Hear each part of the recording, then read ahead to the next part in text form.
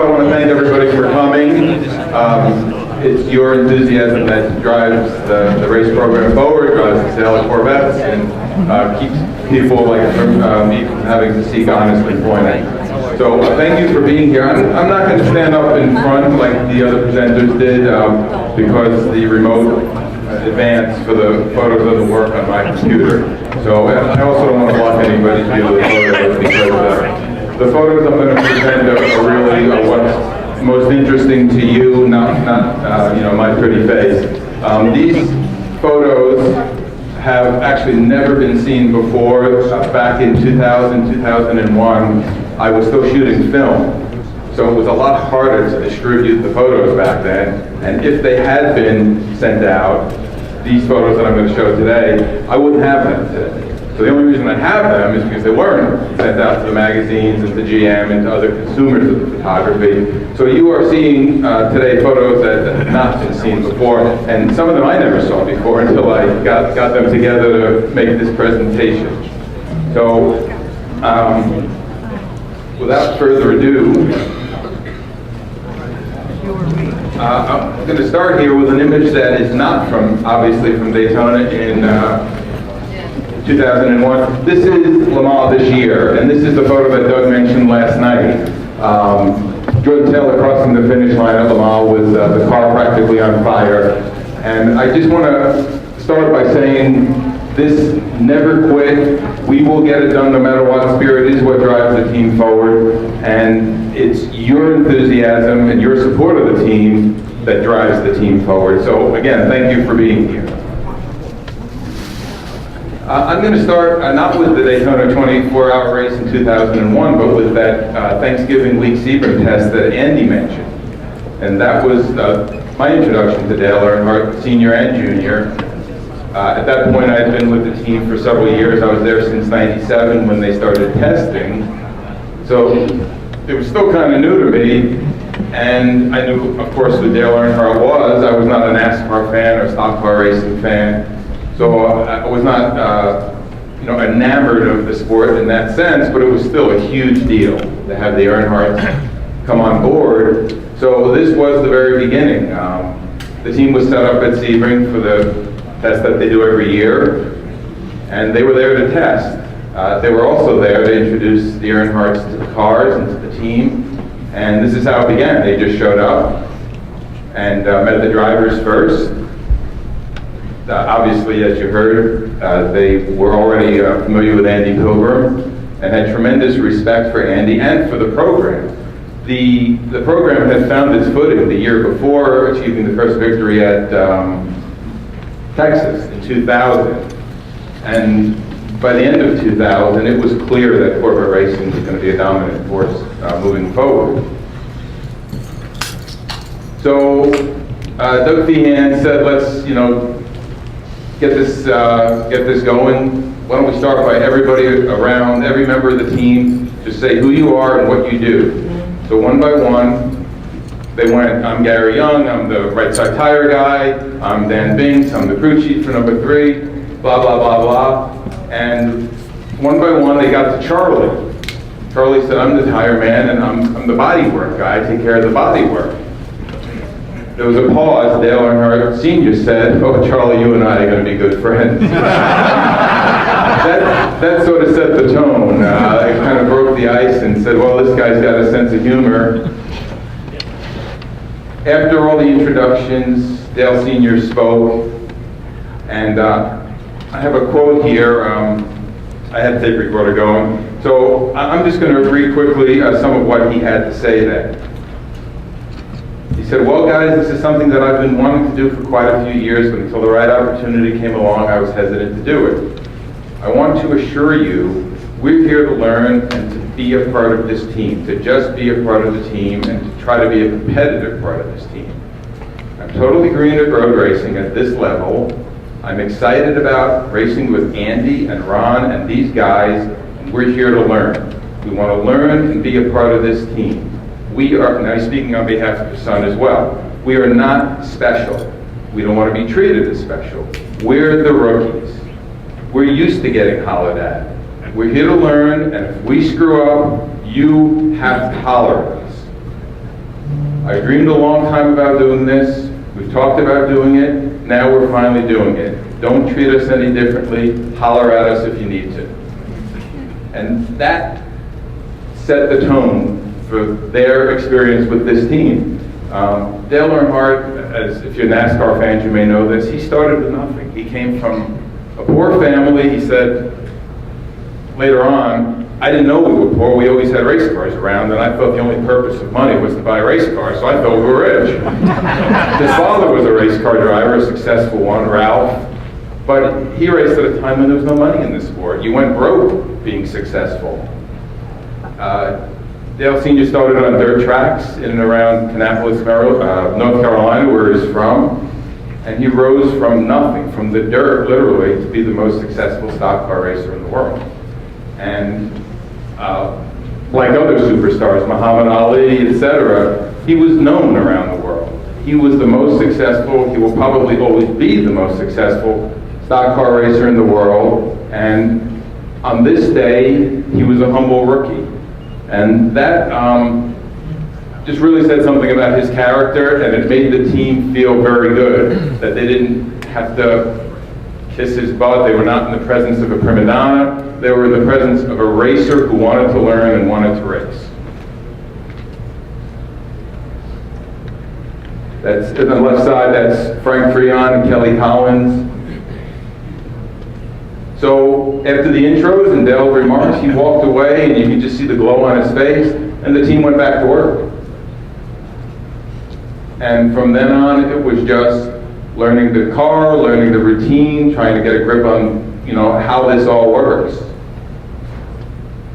Dale Sr. getting into the car for the first time, Andy coaching him. This car was a lot more complicated than anything he had ever raced. He said to me at lunch that day, you have to understand, I'm used to 3,600 pounds of steel with 9 inches of tire and an H-pattern 4-speed.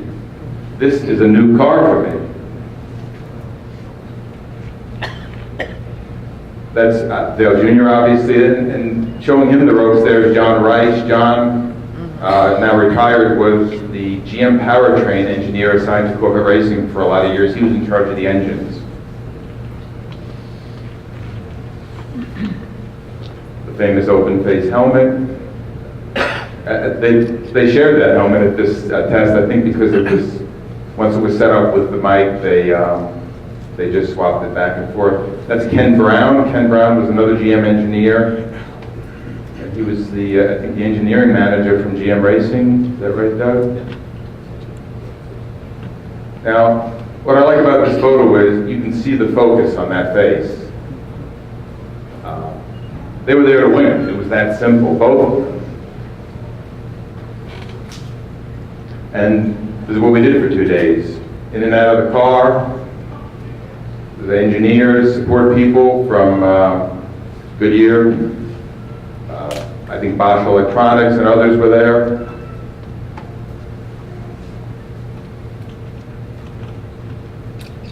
And around they went. Now, Dale Earnhardt got in the car.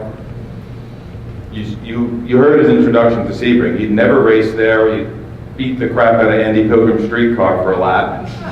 And that was it. And as Andy said, Sebring is an extremely difficult track. There's no elevation change whatsoever, so you have to learn the track, and there's a bunch of stuff around, buildings, and they use all different sorts of things for markers, the drivers do, to know where to brake, where to drive, where to turn in, where to turn out, etc.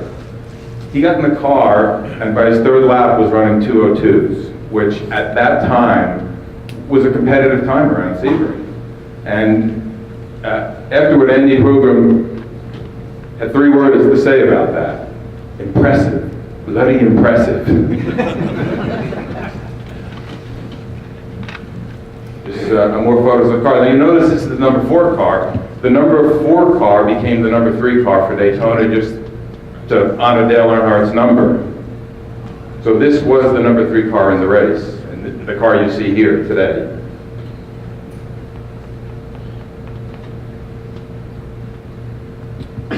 In between driving stints, and in between them being in the car, remember again, this was a test for the team. This wasn't a test for the Earnhardts. So the cars went round and round, and in between, they never sat down, they never took a break. It was ask questions, learn, learn, learn. That's Andy with his back to us. And again, just learning the behavior of the car, how to get everything out of it. This, as you can see, the car is a little scuffed there. The difficulty that both of the Earnhardts had was with the shifting, with the transmission, because it was so unlike anything that they were used to. And going down the back straight, I don't know what speeds they reached back there, 170, 175. I believe there was a misshift, and the car went round and round and round, and did, unlike Andy's street car, it did hit the tires at the end. And scuffed some body work, flattened the tires, bent the rim. And there's Dale Earnhardt helping to explain what happened and to understand what happened so that it didn't happen again. One of those rims, by the way, the damaged rim, was autographed and auctioned at a Corvette Museum event the following year. That rim, I believe, sold for $10,000. Wow. So it's all good. It cost GM $200,000 to fix the car. Usually it's in away with 10 grand, so it's good.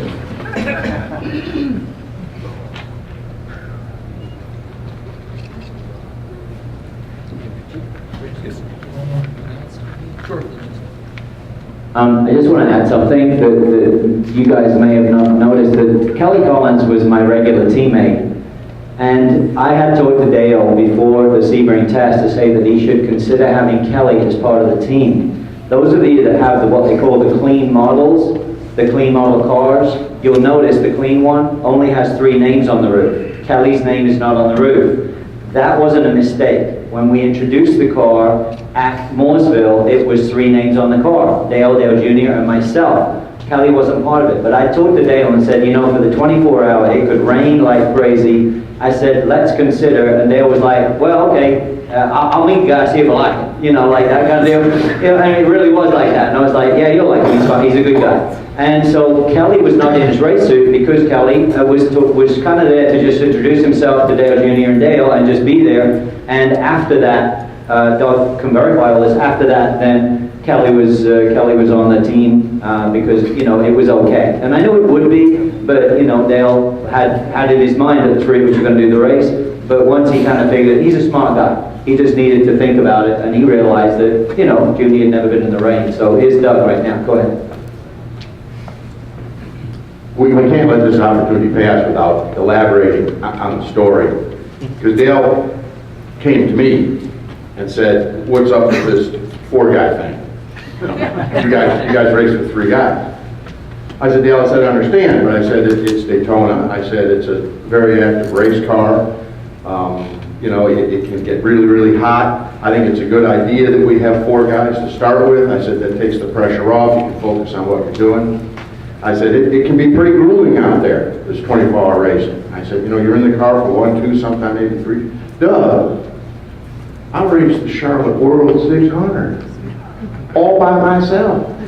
I'm not sure we need 4 guys. I said, Dale, I appreciate that. And I said, I know that's pretty intense.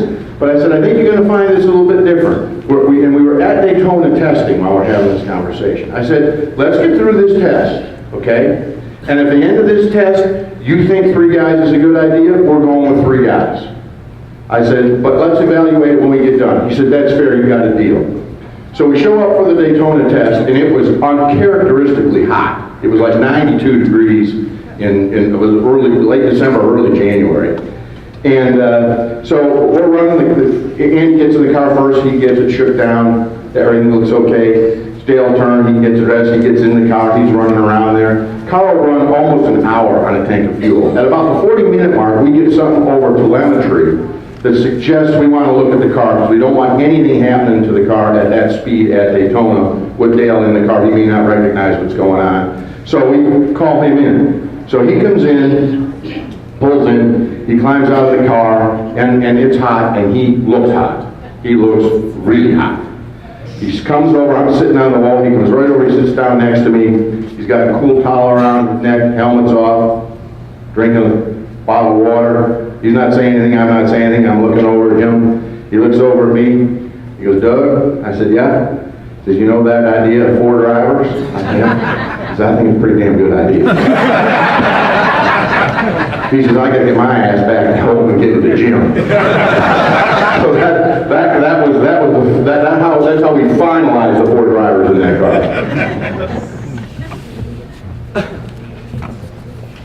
I just want to point out, this is the car before it got repaired. If you notice what he's staring at, the backs of these cars are hugely complicated. The suspension is super sophisticated, just a lot back there. And he was intensely interested in, what made the car go, and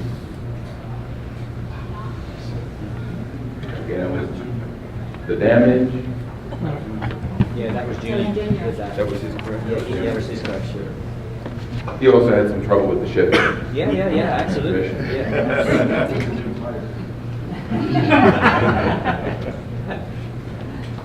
I just included this to point out that there were actually 3 cars at that test. They had the 3 C5Rs there, and I think that was just to maximize the track time and what they got out of the test. This car was in its Le Mans livery. Okay, here we are at the race. That is Gary Claudio, who Andy told you about. He was the Chevy marketing manager at that time, and along with Doug and Herb Fischel and some other key individuals, he was a driving force behind this program, and I did a lot to advance it in the face of some opposition within GM's ranks. And he had like Doug, a really biting sense of humor. So he got the troops together at Daytona early in the week, and he had some T-shirts made for everybody. And there are the T-shirts. So a Big E, a Little E, and really Freno-y. That's Frank Freon. Frank Freon he lives in New Jersey, but he's of French ancestry, and he got the Sacre Bleu T-shirt. And the one I like the best is Kelly Collins, second from the right. Who's he? And that, Kelly Collins, he was the absolute goofball and, a total comedian. And he played the part, and so that shirt fit him to a T, so to speak. That's Kelly on the right with Dale Jr., obviously. And they relied on Andy Pilgrim the most because they had such respect for him. But they got to know the other drivers, and it was a really cohesive group. They were intensely happy, and that was quite clear. You just look at those smiles, and these guys were there. They were having a fantastic time. The crew preparing the cars, I just want to do a tip of the hat to the crew. They worked intensely hard, and I've said many times, race cars don't win races, race teams do. And these guys are fantastic. Just to give you an idea of what's going on inside this car, I don't know how many of you are familiar with a stock car from the era. It was sort of like Fred Flintstone's car compared to this. And this is what the Earnhardts had to learn in a very short time. Here we are on the grid, and you see the 2 personalities and the 2 feelings here. Dale Sr. with Mrs. Pratt, having a laugh, looking totally relaxed, and Dale Jr. behind him, looking intensely focused. The drivers, by this time, are normally getting into race mode. They're envisioning and getting quite serious about what's to come. Gary Pratt, another driving force behind this program, and that's Dale just thanking the 2 of them for the opportunity to be there. That's Andy. Obviously, the Earnhardts are pretty popular in Daytona Beach, Florida, and it was a mob scene there. The Speedway had special security for them. This is on the grid. And it made it hard to work, actually. So I was frustrated at times, but I appreciated, obviously, the extra love. Andy mentioned rain. It almost always rains at Daytona. It was a difficult race.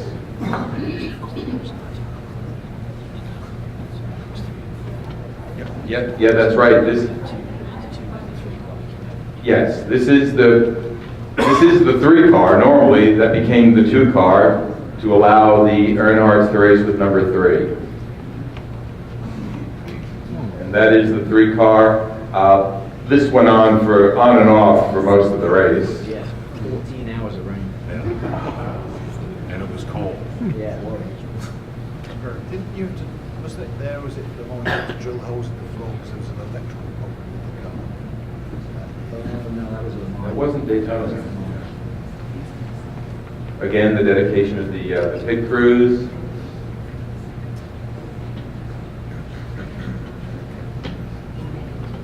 So the opening hours went pretty good. That's Dale Jr. in the car with the shifter that they had difficulties with.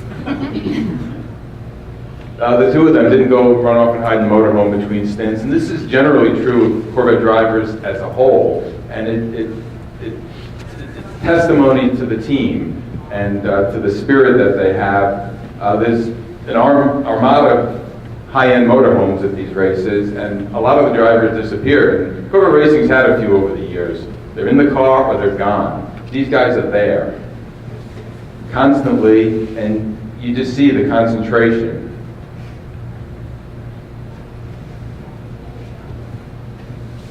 Day turn tonight, that's Earnhardt in the car.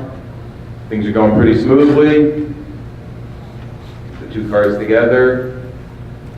It's belching fire coming off the oval into turn one.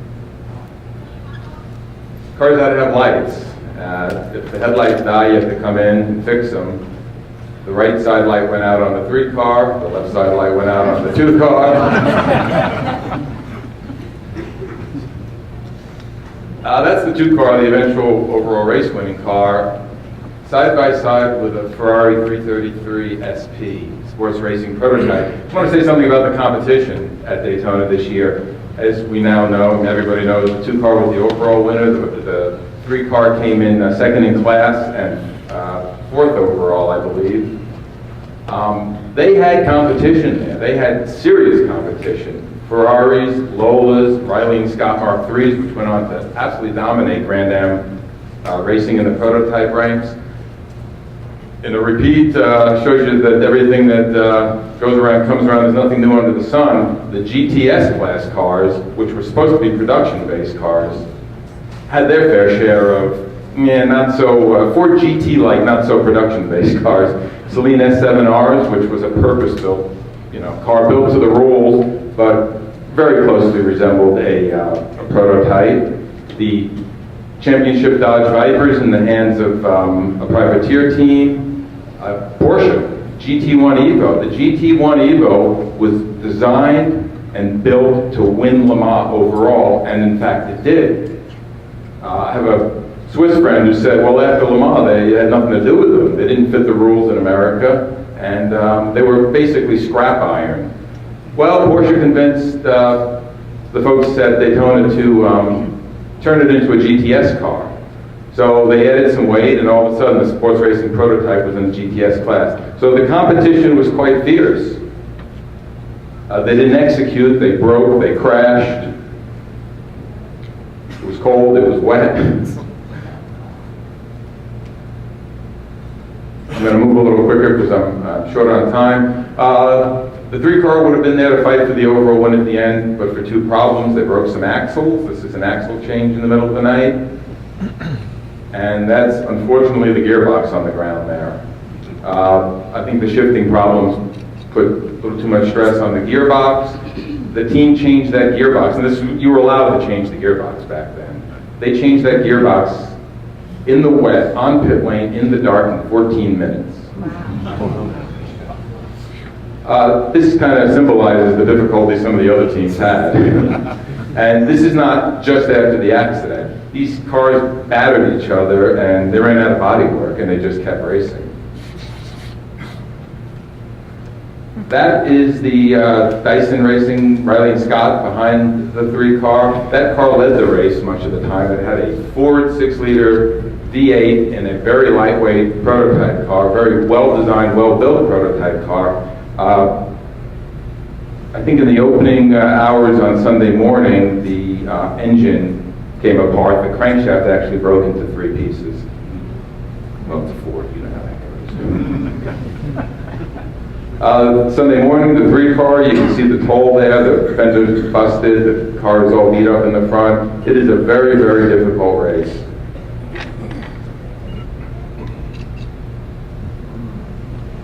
This looks like the end of the race, but it's not. It's actually 30 minutes before the end of the race.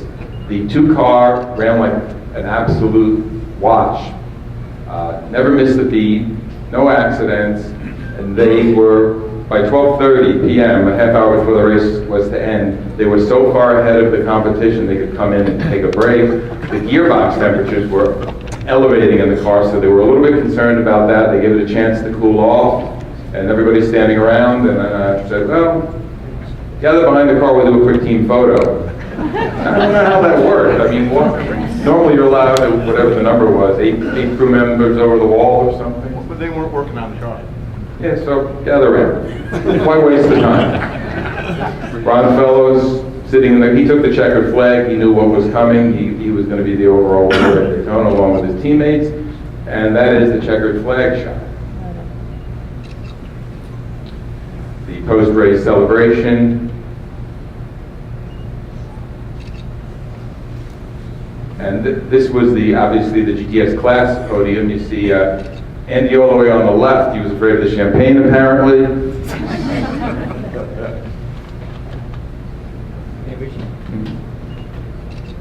You don't see me spraying the champagne. I'm a kind of a hoarder of things like that. I didn't actually take the top off that bottle, and I still have it unopened. My goodness, I wonder what that was fetching me off.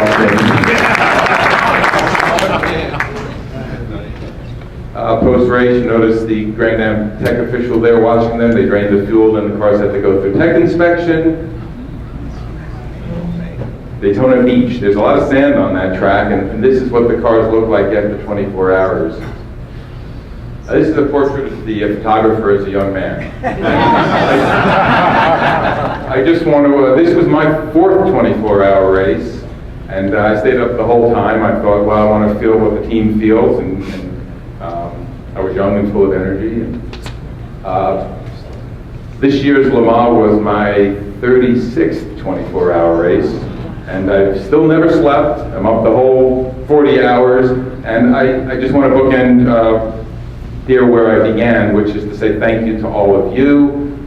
I've worked very, very hard since 1988 to avoid honest work, and have been with Corvette Racing since 1997, and it's been an absolute fabulous ride for me personally, and without you, it wouldn't have happened. I would be sitting in a law office somewhere right now, miserable as could be. So thank you all for what you do, and for being here and being at the race.